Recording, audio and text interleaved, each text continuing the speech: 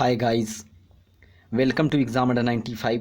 मैं दीपक सैगल और इम्पोर्टेंट एक टॉपिक लेकर उपस्थित हूँ और सिविक्स से है दल बदल अधिनियम के बारे में, जिसको हम लोग एंटी डिफेक्शन लॉ भी कहते हैं और इससे प्रश्न एग्ज़ाम हॉल में पूछे जाते हैं।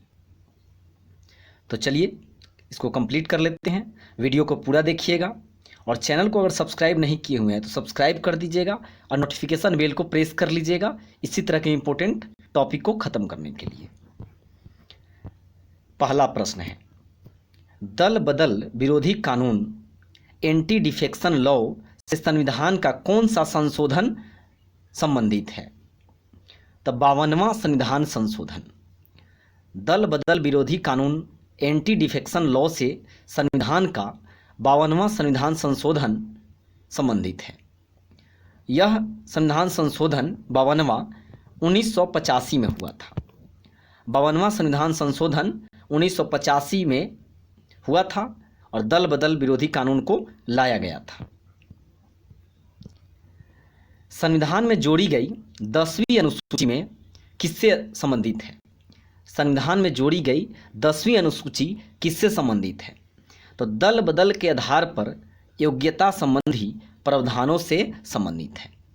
यानी 52वीं संविधान संशोधन 1985 में करके संविधान में दल बदल को लाया गया और यह 10वीं अनुसूची में रखा गया है। 10वीं अनुसूची में दल बदल विरोधी अधिनियम के अंतर्गत भारतीय संविधान में करने का अधिकार किसको प्राप्त है? दल बदल विरोधी अधिनियम के अंतर्गत भारतीय संविधान में करने का अधिकार किसको प्राप्त है? तो लोकसभा अध्यक्ष को। यानी किसी को दल बदल से संबंधित अगर अधिकार प्राप्त है तो लोकसभा अध्यक्ष को प्राप्त है। सर्वोच्च न्यायालय ने दल बदल कानून 52वां संविधान संशोधन के किस पारा या पैरा या धारा को असंवैधानिक करार दिया था? तो सातवें धारा या पैरा को असंवैधानिक करार दिया था। बहुत ही इंपॉर्टेंट प्रश्न है, प्लीज वीडियो को लाइक कर दीजिएगा। संविधान में किस दल के निर्वाचित सदस्यों को दल बदल पर निम्नलिखित में किसने प्रतिबंध लगाया? तो संविधान का 52वां संशोधन कानून। यूपीपीसीएस के प्री एग्जाम में 1996 में पूछा हुआ प्रश्न है। निम्नलिखित में से किस अधिनियम द्वारा किसी पार्टी के टिकट पर निर्वाचित सदस्य को दल बदल करने से रोका गया है? तो 52वां संविधान संशोधन अधिनियम के तहत रोका गया है। ये भी 2002 में यूपीपीसीएस में पूछा गया है। तो प्रीवियस ईयर किसी भी एग्जाम के लिए काफ़ी मायने रखते हैं। संसद का एक निर्दलीय सदस्य कितने समय के अंदर किसी राजनीतिक दल का सदस्य बन जाना चाहिए ताकि दल बदल कानून के अंतर्गत उसके विरुद्ध कोई कार्रवाई न हो?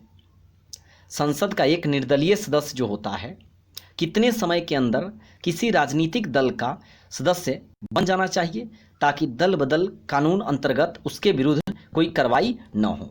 तो 6 माह के अंदर। 6 माह के अंदर किसी भी राजनीतिक दल का सदस्य बन जाना चाहिए ताकि दल बदल कानून के अंतर्गत कोई कार्रवाई न हो।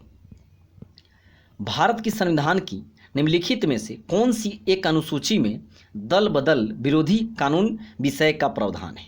तो 10वीं में है। दल बदल निरोधक अधिनियम जिस तिथि को पारित हुआ वह कौन सी तिथि थी? 15 फरवरी 1985। 15 फरवरी 1985 दल बदल निरोधक अधिनियम पारित हुआ था। 15 फरवरी 1985। तो टोटल आप यहाँ से मेमोरी ट्रिक से याद कर सकते हैं। किस संविधान संशोधन करके दल बदल को लाया गया?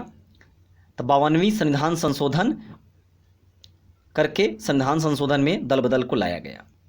कब हुआ? तो 1985 में हुआ। और किस अनुसूची में दल बदल को रखा गया है? तो 10वीं अनुसूची में रखा गया है दल बदल को। यानी 10 से दल बदल और 10 से 10वीं। तो ये 3 चीज़ आपको माइंड में रखना है और सवाल आप कर लेंगे फटाफट। तो ये ज़्यादा इंपॉर्टेंट है टॉपिक, इसीलिए इसको कराया गया है। अगर आप अभी तक चैनल को सब्सक्राइब नहीं किए हैं तो प्लीज़ सब्सक्राइब कीजिए और नोटिफिकेशन बेल को प्रेस कर लीजिए और एक शेयर ज़रूर कीजिएगा friends. Thank you, bye bye.